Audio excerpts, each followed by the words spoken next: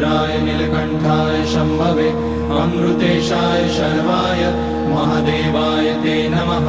नमस्तेस्तु भगवन् विश्वेश्वराय महादेवाय त्र्यम्बकाय त्रिपुरान्तकाय त्रिकाग्निकालाय कालाग्निरुद्राय नीलकण्ठाय मृत्युञ्जयाय सर्वेश्वराय सदाशिवाय श्रीमान् महादेवाय नमः। ॐ नमः शम्भवाय च मयोभवाय च नमः शङ्कराय च मयस्कराय च नमः शिवाय च शिवतराय च।